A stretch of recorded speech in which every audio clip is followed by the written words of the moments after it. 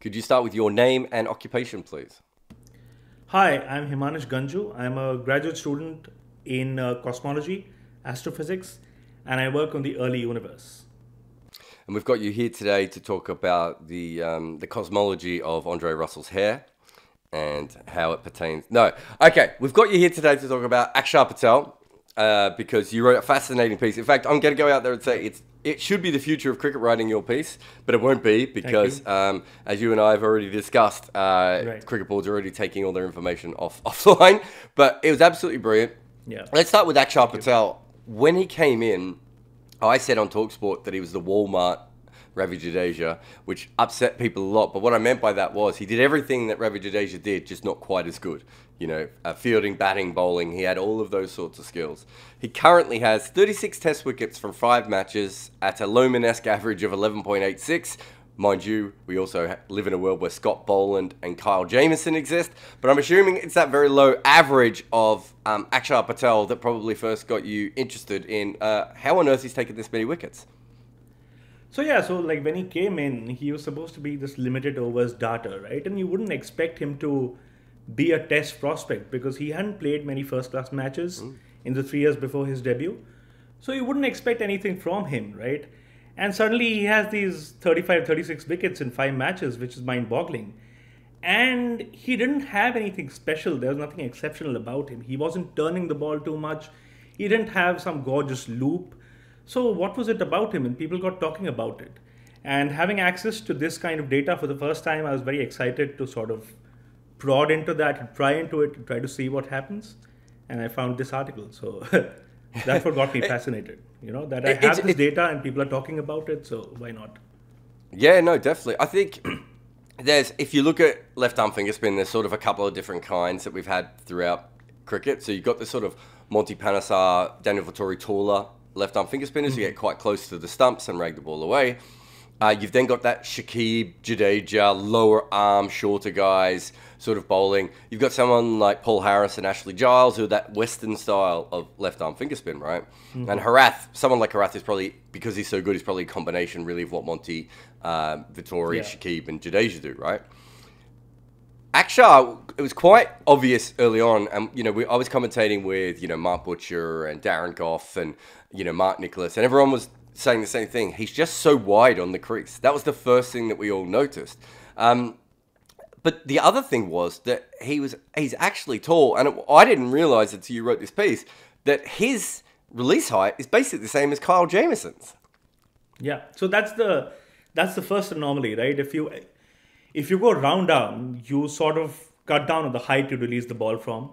But because he's tall and he has these huge arms, he can afford to be wider than most and taller than most, which is like complete freak, right? So that was the first thing I noticed in my graphs. And You say taller than most. He's listed, online I could only find him at 183 centimeters. He looks a little taller than that to me, but he must have an incredibly long wingspan. He must have what they call in the NBA a positive wingspan, because positive wingspan, right? Yeah, because there's no way that he doesn't have a few extra centimeters there, because you couldn't get up to Kyle Jamieson's height or Jason Holder's height. Yeah. I know fast bowlers collapse more than spinners, but even so, we have had that before. And because of this extra height and this high release point, to start with, you can't sweep him. Which the first person we really noticed was that Joe Root was basically killing all spinners, wasn't he? Yeah. And then he turns it, and then he meets Axar Patel, and he's completely nullified. And he got the edge and he got out. Yeah. Yep. In the first test, right? Yeah. So taking away the sweep shot, if Axar Patel did nothing else, taking away the sweep shot is already a huge advantage for him, isn't it? Right. Yeah. And the other thing is that you don't often expect the ball to come from that location, from that height. So when you train for playing spin right, you haven't seen that release point before. So that's a problem for the batter. First up, like even if you don't consider the bounce itself, just tracking the ball from that wide and that high a point is a problem when you play spin. Yeah, I was trying to think. So obviously we had Vittori, and we've had tall finger spinners before, but most of them have been closer to the crease. So coming that wide is it's that combination of those two things where, if you look at Mitchell Johnson or Lasith Malinga, we notice it more with pace bowling, right? Because it has a bigger thing. But we know now from Axar that we're seeing something quite similar there. But when we talk about wide, what I love about your piece is, you know, again, we know now he releases from where Kyle Jamieson does. But the other things that we know is that he releases most of his balls from 1 to 1.4 meters from middle stump, whereas most slow left-arm bowlers bowl from 50 centimeters to a meter from the middle stump. So he's... So that's very wide. Yeah, he's like, you know... So where their most narrow ball is compared to his widest ball is almost a meter in difference. Yeah, so that's such an anomaly. And because of that, there's a knock-on effect because of the angle he gets, which we'll talk about, I guess. So that's the real thing that he, sorry. Yeah, the other thing that I thought from that specifically was that, okay, so he's bowling wider. And my first thought was, well, why hasn't anyone tried this before? And I'd be interested to get your thoughts on this. My guess is that it's because we didn't have DRS before. And so left-arm finger spinners used to get really close to the stumps, a bit like outswing bowlers used to get really close to the stumps because you wanted the ball to pitch on middle and off and straighten from there and always keep LBW in play, and then you keep the outside edge in play. Now we know that spinners are hitting the stumps way more than we ever thought before, which means that you can have a real outlier like Axar Patel come in, and he'll still get LBWs because of DRS and also because umpires are better now. So my guess is that he's coming wider because the game has changed, and he's just I'm not saying he did it tactically, but he's a lucky recipient of how much the game has changed there. There's also another component there, right? So if you bowl from that wide, your balls will not pitch within the stumps, and that's what happened with Axar. But as a left-arm spinner, your balls will turn or like hold their line, right? But his balls don't turn. So although they don't pitch within the stumps, they will crash into the stumps. So because he doesn't turn the ball too much, he can afford to go wide and still get those balls and LBWs into play compared to conventional spinners. Yeah, so the bolds make sense, but think about the LBWs. Think about what you just said, right? Let's go back. How old are you? Old enough, right? Yeah. You're not that old. Yeah. But when you watch cricket in the 90s especially, so the pre-DRS era, right? If a left-arm finger spinner is pitching the ball outside off stump, it doesn't matter if the ball was going straight on. No umpire in the world. True. So you do need that sort of combination of stuff that I think again, that's really interesting. But to go forward with what you've said there about the lack of spin, it's really interesting. Essentially, what we know about him from having watched him bowl, it's only 5 tests, but you know we saw a lot of replays especially because he took a lot of wickets. Is he basically has what you would say is it's almost like an undercutting ball, which again is a very modern thing. You know, Graham Swan and Ravi Ashwin, or R. Ashwood, sorry, certainly if not pioneered that, but they made it a lot more popular again because it works with DRS. Right. Yeah. But he does that a lot, and according to you, he spun the ball the least amount of any spinner or left-arm finger spinner in Asia. Is that right? Right. So I had numbers for India, so I compared that with India. Yep. So I compared him with bowlers in India.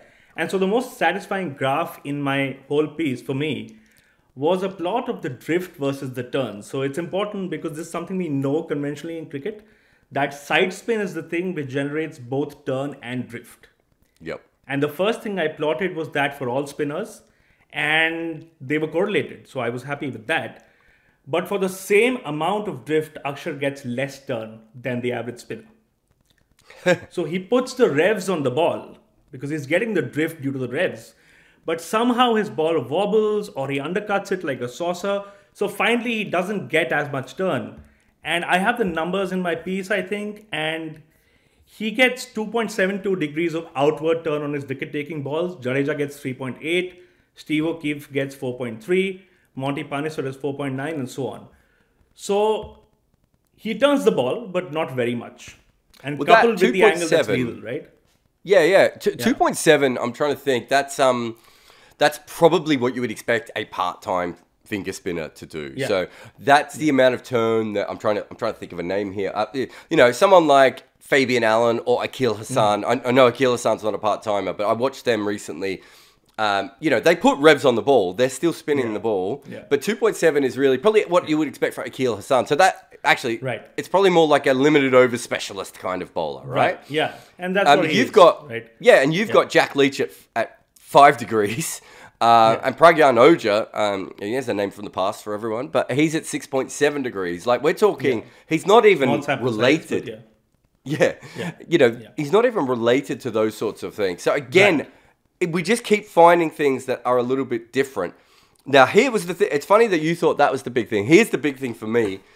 That the minute you said it, I was like, I cannot believe I didn't notice this. And it's still annoying me that I hadn't noticed this before you'd done this. But because of his angle and because of the lack of spin, two things I noticed. His balls, even though they spin, they still go towards the right-hander's stumps. Right. So That's the anomaly. Is incredible, isn't it? That is the anomaly. Yeah, that is the anomaly. So people think he bowls arm balls, but he doesn't bowl arm balls. He turns them outward. But because he gets a little less turn and his angle is so sharp, they continue going inward. And that's why he gets those bowls in LBWs. And that was fascinating for me. Like, I have a plot of that as well in my piece. Yeah. One of the interesting things you talked about, which is something that I've written about a lot too, is you have to understand what a professional batter thinks at this point, right? So let's pretend one of us was talented enough to be a professional batter, and we had years and years of facing left arm finger spin.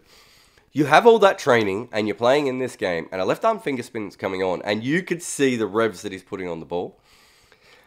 You are instantly going to play slightly outside the line for that ball. There's no way that you'll follow the angle at all. Exactly. Now, occasionally, you are aware that he might hit the straight bit of the leather. And, because he bowls with a bit of mixed seam, doesn't he? So occasionally you know that's going to happen. But even then you think it's not going to be that much. The problem here is, even when he spins the ball a long way, unless it's like day 4 or day 5, it's still going on the inside of your bat. So even though you are technically setting up perfectly for that, he's still beating you on the inside edge over and over again, isn't it? And you can't help it because you have that training, right? So here I have a table of this median deviation between pitching and stumps. And his distance between the ball pitching and the ball at the stumps plane is 18.3 centimeters inward. Where for like Jack Leach, it's -8 centimeters. So that's outward. So he's completely like moving into the batter no matter what you do. And you can't help it because you've been trained to play the ball going outward when you see it like that, right? Yeah. So it's kind of impossible to set up for that. Yeah, so that's what, there's 27 centimeters? Is that? Oh, wait, I'm trying to have a look. Was it 18.3 and minus 8.5? So, I mean, that's like more than 2 bats put together, isn't it? That's a big space. And as you said, if all your training is kicking in, and also we know that there have been anomalous bowlers before. So one reason that people had trouble with Newrally very early on was the leg spin factor. They saw his wrist doing all this work. And there's that great story. There was that great story of Alan Border facing him and playing him missing 6 times in a row and going up to Ian Healy and saying, I can't play this leggy at all. And Ian Healy go, I think he's bowling off spin, mate. And batters worked that out. So, for instance, Anil Kumble, they started playing Anil Kumble like he bowled in swing, right? Yeah. And, Wasam Akram with his reverse swing, the famous story with him and Martin Crowe, where Martin Crowe's like, okay, well, I'm only going to play for the in-swinging reverse swing, and if it beats me on the outside edge, it's going to beat me by a foot, so I won't nick that anyway, right? Yeah. We know that batters do those sorts of things, whether they could talk us through it or not. This particular one is quite interesting because you have to play him like he's bowling arm balls, except for the fact that he's not bowling arm balls. He does turn the odd ball. Yeah, so even if odd ball. Yeah, but even if you stay, even if you say, okay, I'm going to play for the straight one, they're not straight anyway. They feel straight, but they're not straight. So it's the whole thing's such a mind fuck. Like when you try and think it out tactically. Because you're not trained to gauge that, right? So there's 3 angles that you have to play with. The first angle is the release angle. The second angle is the angle at which it pitches when it drifts. And the third angle is the angle after pitching. So you're not trained to play with all those 3 angles. So that's why it's tough to play him. There was one of the dismissals that you talked us through that I think you thought illustrated this quite well. Was the Zach Crawley one. Zach Crawley dismissal, Yeah, could you take us through that one? Yeah, so basically I have a plot of the ball path for that dismissal.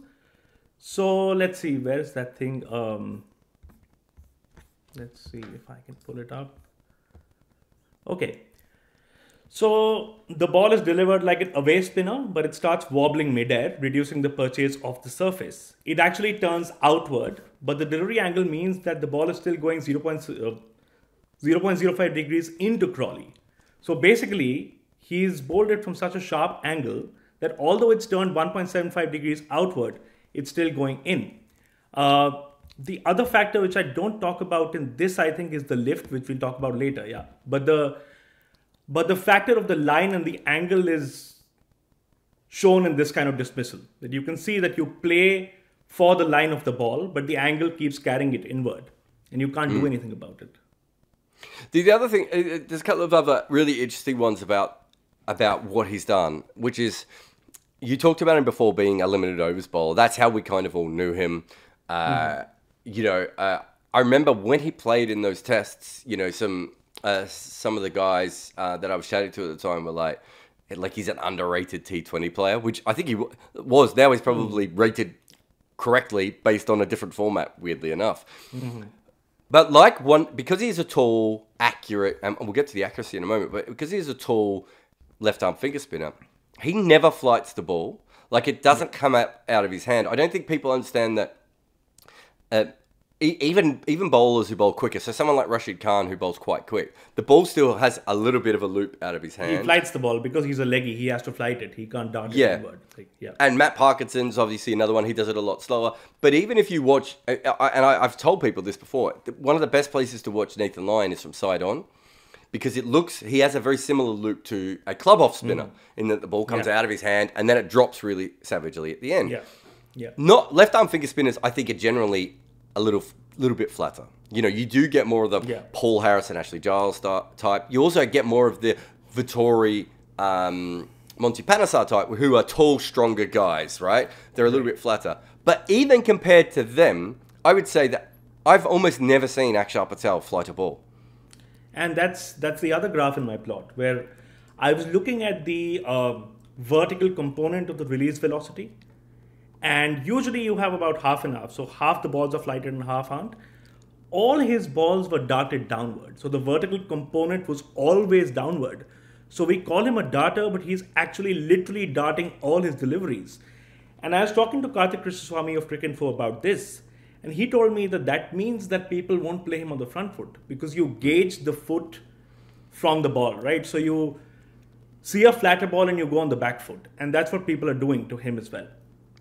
Yeah, you see, I mean, I suppose his most common wicket at the moment feels like people trapped on the crease, doesn't it? It's that ball, as you say, it's definitely not going to bounce over the stumps. It's probably hitting you around the knee roll. You're trapped on the crease, which doesn't matter as much now to LBW as it used to, but it means that the batter is playing slightly back to a ball. Slightly back to a ball that should be played fully?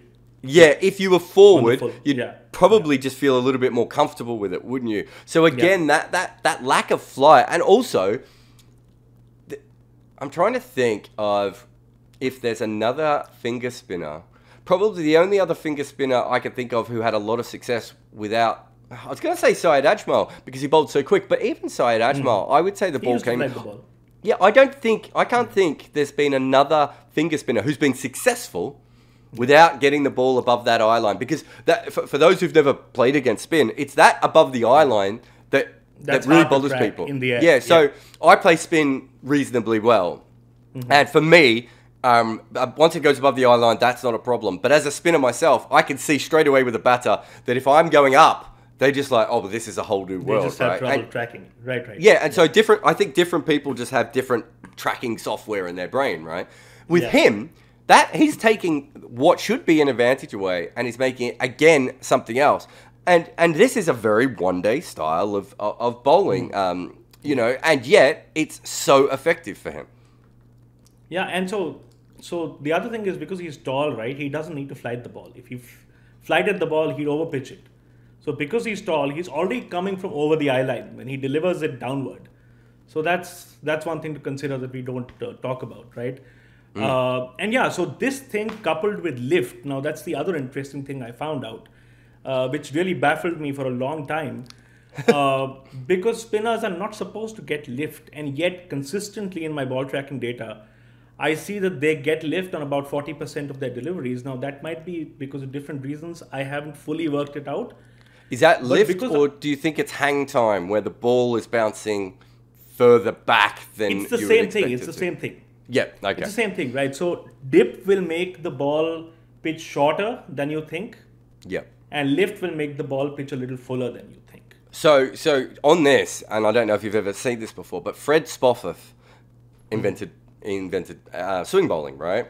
And he was really fascinated, and he contacted scientists like yourself. He also studied baseball pitches, and he believed that he could get the ball to swing left, right, down, and up.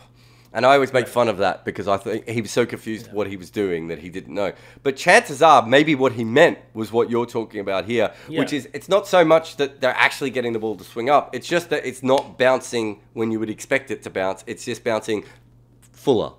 Yeah. So basically, what lift and dip mean are extra forces on the ball apart from gravity. So if you did not have gravity, then a lifting ball would go up. It's gravity pulling you down 9.8 and lift pulling you up like 1 or 2 that's making the ball pitch a little fuller. So the thing with Axar is that he gets a lot more lift than other spinners, and that might be related to the angle he creates on the pitch, because that has something to do with the lift you get. So because of the lift and the darting, what he's doing is he's making the batter go back, and then the ball is pitching fuller than it should. Yeah. Yeah, so now you're trapped in two ways, right? Yeah. So yeah. If you're automatically going back and it's also even fuller, it's going to be harder to play a proper then shot, you're trapped isn't again. it? Yeah. No, it's really interesting. And then we haven't talked about his speed. He's not Syed Ajmal or Rashid Khan. He's not at 100, 105. You know, he's at 90 kilometers an hour consistently, isn't he? Yeah. His median speed was 90, and the median speed for other slow left-armers is about 83, 84. So he's a little quicker than most.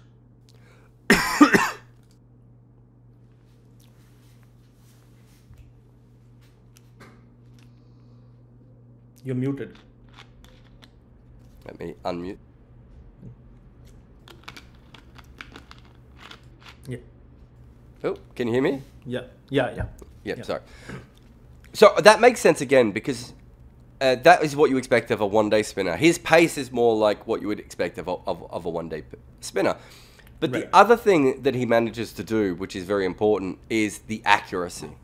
Right? It's obvious how accurate he is. You know, I've obviously done a fair bit, you know, of just sharing his pitch maps, but you looked into it very specifically compared to other finger spinners.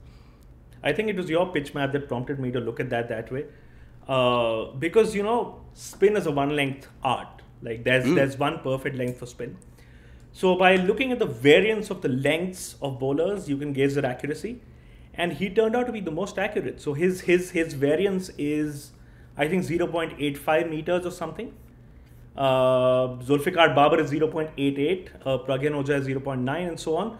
So he is legit the most accurate in terms of length, which was surprising to me because the numbers confirmed what we'd all been thinking before. So yeah. So in addition to all of these anomalies, he's doing the fundamentals very well, which is pitching the ball at the right length consistently. So it's harder to play him.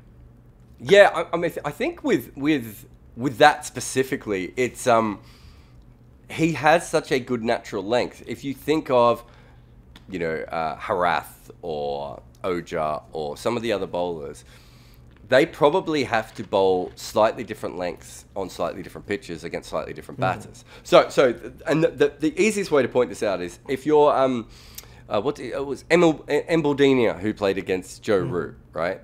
He would have had to have bowled slightly fuller or slightly shorter to Joe Root at times, depending on the sweep shot, right? He doesn't have a choice. He can't. If Joe Root can sweep him off his normal length, he has to change it. As you said, they're one-length bowlers, but there's probably just a little split that they have to have. You cannot sweep him because of his height. And also, my guess is, the more I read your piece, I was thinking, okay, my first thought was you can't sweep him because of his height, which makes sense. That's a normal thing. But the other thing is, if the ball is genuinely just a little bit fuller than you expect it to be, when you try and sweep him, he's actually got a chance of beating you under the bat and on top of the bat, right? Right. And then the third thing is that because he doesn't spin the ball away from the stumps, so he's basically, he's either spinning the ball and it's hitting leg stump, or he's spinning the ball and it's hitting off or middle, and then occasionally he's ragging it past off stump. It's very rare, which means that every ball is probably going to hit your stumps. If you're slog sweeping, you actually, again, you have a lot of trouble with that, don't you? So you basically can only play him straight. Yeah. Yeah, and that's also troublesome because of the lift, right? Because you see what happens when a spinner bowls, right? When you get dip, the dip is supposed to make the ball pitch a little shorter and beat the outside edge or the inside edge, right? So the dip aids the spinner in changing the length of the pitch and therefore increasing the distance between the pitching point and the edge of the bat, which makes you catch the edge, right? Because the ball will travel more distance from the pitching point now. Now, because lift does the opposite thing, and he is beating the edge without turn, so he is actually being aided by the dip in beating the inside edge. Because the dip is making the ball carry on with the angle without pitching. So that's the other thing. You have to play him straight, but it's very, very hard to gauge all these subtle variations in the air at that speed. Now, here's the other interesting one. We've said all this, and I think both of us agree that it's not that his bowling average isn't a fluke, because it is at a certain point, because obviously, was it against New Zealand, he took a 5-wicket haul and his bowling average went up. Right, so we know that, it's going to be very hard for him. We also know against New Zealand that when the pitch wasn't as conducive to him, he didn't look, and your numbers don't include the second test from New Zealand, which is the one he struggled in, wasn't it? Yeah. My question is, looking at these numbers, let's say I'm an international batter, let's pretend I could, in fact, do any of that, and I'm facing him in England or Australia or South Africa or the West Indies. Surely I just play him as a straight bowler in those situations for the first 3 days. He shouldn't be able to cause me as much problems as he does in Asia. Right, so comparatively it will be lower, but still I think the anomalous angle is a bit of a problem to navigate, right? You could play him as a straight bowler, but those angles are very, very sharp, so you'll have to adjust something, right? But on the basis of what I've uncovered about him, because he's doing things in the air rather than off the pitch, he shouldn't have that much of a problem overseas. He should be able to get some purchase overseas in terms of wickets. Yep. In Australia, I don't know, because in Australia you need dip to create bounce. Then again, he has height, he has the speed, maybe he doesn't need the dip. So it's a very fascinating sort of evolution for his career. That my prediction is that because he does things in the air, he'll be a little more successful than conventional finger spinners overseas. I mean, that's really interesting. So my thought was that, if you go back to the deviation between pitching and the stumps that we talked about, so where Jack Leach is basically straightening the ball 8-9 centimeters, the same as Monty Panesar and Pragyan and Oja, and then he's straightening. His ball's actually going further in towards the right hand at 18 centimeters. Yeah. If that's the case, I just wonder if I can see how he can beat them in the air, but I just wonder how he can create the same sort of killer angle that keeps. So what you have to do to be a top test spinner everywhere is have a stock ball that consistently puts people in danger at all times, right? That's the thing. Remember when Ajanta Mendes came through and everyone got really excited, and it's like, guys, he doesn't have a stock ball, right? Yeah. Once people start to work him out, he will come back. The interesting thing with Axar is whether, as you said, because he does so much in the air, and we know that he's coming from higher and he's coming from wider, so there are other things going on there as well. But whether his actual stock ball is going to put people in as much trouble. I still don't think people will feel that comfortable sweeping him. But I wonder if you could almost play him not maybe like an in-swing bowler, but like a left-arm bowler, medium pacer coming around the wicket, and you're punching him straight, to straight and then through mid-on the angle, if that makes sense. And if that is a possibility. I don't know, you'll have to recalibrate your expectation of where the ball will turn, or how much it will turn. In Asia, there is always the threat of the ball turning out. Whereas abroad, you're saying that it won't turn out that much, so I can play him as a straight, thing. Which is fair, I get the point of that. So it remains to be seen whether people will be successful doing it. I see the point of that. Yeah, and I think you're right. A lot of what you're saying makes a lot of sense. But you got to remember that one thing that Test cricket has that baseball and some of the other and T20 cricket doesn't have is that you face someone a lot, and you're not trying to hit them out the park. So Lasith Malinga was a good test bowler, but he didn't have that same explosive, ability. There needs to be that extra threat there. And like Anil Kumble was a great test bowler. There's absolutely no doubt about that. But on the first 3 days of a test match where he didn't get any assistance, you could at least go, he's not going to be a part of it. It's really, all that is really interesting. The other thing I wanted to ask you is whether in your numbers you had a look at the pink ball test and if he did anything differently. Because he was, my memory of the pink ball test is he took all the wickets in that test match, even when England were bowling. No, so I had a look at it, and I think that, so the first thing people ask me about this is, so people often say that the pink ball skids on more. I didn't see any anomalous numbers when I checked his ratio of post bounce to pre-bounce velocities. Yep. So that wasn't very different from the usual. But there must have been a lack of turn from the pink ball because it has that lacquer, right? So I haven't checked this test specifically. I've been meaning to do it because people ask me, but I haven't. But I think the lack of turn must be coming from that sample. And because he relies on lack of turn to beat the inside edge of the right-hander, that's why he got a lot of wickets in that test. I haven't looked at the numbers specifically, but yeah. I don't think there's, like, in terms of losing less space of the pitch, I don't think he's anomalous. He just bowls very quickly. Yeah. Yeah. That particular ball, so it's only used in it's not a pink ball that's used right across the world, and so it's not like we had. And I think the other game when it was the Seamers who took all the wickets anyway, wasn't it? Yeah. So we don't know that much about that particular pink ball.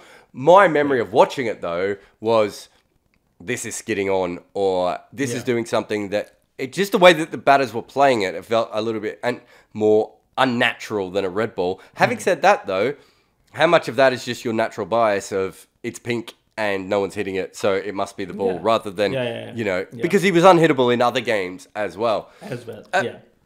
It's so remarkable to think that so many things have gone right with him in sort of one period of time, if that makes sense. So as we said before, the angle, the height, the lift, the spinning inwards, the DRS, the accuracy that he probably got because he didn't want to get smashed out of the park in the IPL, the extra pace that he's been bowling with because he hasn't played as much in first-class cricket. He's such a fascinating thing. But the reason we know about all this, of course, is because you were able to take that data off the BCCI website, right? Like, it was available for 5 tests, and then they took it all down, which very much annoyed me, and they've done the same with Cricket Australia. The problem is that your article it's the possibility of being, I don't want to say the missing link, but it could actually help cricket teams, your article. Like, they could look for similarities, and if you've done it with Axar Patel, who's the next bowler that we're looking at? What's Scott Boland doing differently, right? We already know little bits from what CricViz have done, but CricViz is like one tiny company. As good as you are, you're not the only person that would be able to do this, right? And it's a lack of information. And so for the boards to take this away from us, it means that we know less about cricket and they know less about cricket. When I got this data, I was like a kid with a Christmas gift because I was able to confirm all the physics and everything you'd ever thought about the ball from this data. And it's still up there somewhere hidden. It's not on the public facing website. It's still up there, but it's a damn shame that they've taken it off now. And they're not recording it for any matches now. So you can't find it. And the first thing when I found this data was that you can tell the story of what's happening better. Because a lot of the times you record outcomes in cricket, which doesn't tell the whole story. And so this, coupled with what the batter is doing, like short type data, can basically tell you everything about what's happening on the pitch. And that's why it's such a fascinating and such a powerful, medium of looking at the game. And I'm absolutely gutted that it's gone. I rant about it for half an hour every day almost. But yeah, we do have a lot of data. I do have a lot of IPL data, which I'm beginning to analyze now. So yeah, it was a sort of a, I wouldn't say I stumbled across it because I was looking for it, because they had the Hawkeye viewer on the website, so they would have to have that data somewhere. So I found it in October, I think, and I've been waiting to like use it for something. And this was the first thing because Axar was so fascinating for people that I wanted to use this data for that. But yeah, it was amazing to find it because it's very fascinating. You can plot the entire trajectory of the ball, and you can see how much is drifting and swinging and dipping and lifting and so on. So you can tell the whole tail of the ball with this data, but now they've taken it away. So like, yeah, you have to make do with what you have. I'd be fascinated if you could find it in the IPL data. Would be Malinga and what his balls do when they're going down. No, so I tweeted about that recently. So because he bowls with a wide arm and he throws it like a saucer, right? He gets less lift than most. So he gets the least lift out of all the pacers in the IPL. So pacers get lift because they backspin the ball. He gets some lift, but it's the least out of all the pacers who have a sample in the IPL. Sorry. So you're saying that for a pace bowler, if they want to bowl fuller, they bowl with more backspin on the ball. More backspin, but they can't control that. It's a natural thing, right? Well, so when a pacer bowls, I have talked to bowlers who think that is something that they can control. So they talk about that with the heavy ball. So they talk about that with the heavy ball of if they can put more backspin on it when it hits, it bounces slightly higher. That's Ian O'Brien's theory that he's looked at, which is slightly different again with what you're talking about there. But that's where that heavy ball thing comes from. It hits the ball bounces more steeply and hits higher up your bat, and they think that that's controlled by the backspin. Well, that is the opposite of what actually happens because when you bowl topspin, the ball dips and bounces more because of that. If you impart more backspin on the ball will land shallower on the pitch instead of steeper, and it will bounce less as a consequence. That's what I always thought because I played tennis. And that's what you do with slice in tennis. But certainly there are bowlers that believe that. It's also very fair to say that I talked to a former international fast bowler recently, and he said, you have to remember that about 80% of us just run in and bowl fast because that's what we did when we were kids. So there's a lot of that out there. There aren't, like, it'd be interesting if you could get Axar Patel to talk about this, how much of this he even knows, right? Like, right, so, like when I was writing my... So a few months ago, I wrote about Ashwin and I was watching a lot of his interviews. So he bowls a backspinning carom ball. Yep. And what he said was that ball swings. Yeah. No. He said it drifts, but it actually swings. So they know a little bit, like people like Ashwin who are nerds will know a little bit. Yeah, but they don't know the actual physics of it. Ashwin's not a real person. You can't just say, "Oh, Ashwin knows." And it's like, no, but that would be really interesting. So, for instance, I was thinking about someone like Suleiman Ben, who how tall was he? 6'7", 6'8". His release point must have been the tallest in cricket. Right now, we didn't know anything about release points, release heights at that point. Right, we now know. Suleiman Ben was obviously a bit of a loose unit, and one of my favorite moments was when he tried to trip over Brad Haddon on the field. Like he was, but imagine being able to say to him, "Okay, we now have this information. You're coming from close to the stumps or in the middle of the stumps because that's where you've been taught. How about if you come wider? And have you thought about bowling this? What do they call it? The UFO or the undercutter, right? Just very, very simple, different changes here. Yeah. What could we do? Because this is the thing that cricket's really smart in some ways. And obviously, because we didn't have information like you have, we were always limited a little bit. But we have known fundamentally, like if you have a look at the average heights of left-arm finger spinners and off-spinners, I promise you left-arm finger spinners would be 2 or 3 inches taller. We've always known that there is a tactical advantage to having a left-arm finger spinner who's a little bit taller. Now, why? We probably never knew. There was probably no reason for that. But there is absolutely no doubt that has happened. And so cricket's already, like, I love talking about this sort of stuff with people in cricket. Like, I'll use your article to talk to some of my spinner friends and talk to them. And, like, they'll be sitting there going, and then they'll go off on it. And they already kind of half know it, but they can't commit to it. Whereas, if you went to Axar Patel now, and Axar Patel's agent, if you're listening, he's available for calls and for consultancy fees. But if you went to him now and fully explained that to him, he he would know exactly what to do. And what your piece does is basically what the book, The MVP Machine, talks about with pitchers. Pitchers knew the basics, but they didn't know what to commit to. And you could go back to a pitcher and just say, okay, when you do this with your hand, the ball drops from here to here. And the batters can't hit this. When you don't do this with your hand, the ball doesn't drop as much and they're smashing you out the park. Right? And that isn't you or me saying to them, oh, this is how you do it. That's literally saying, this is the facts. I've now shown you the video and I've shown you the science. You now have to decide how to, make sure that doesn't happen. And so like you said, right, this is the future of cricket writing, you said, but this is the future of cricket coaching as well.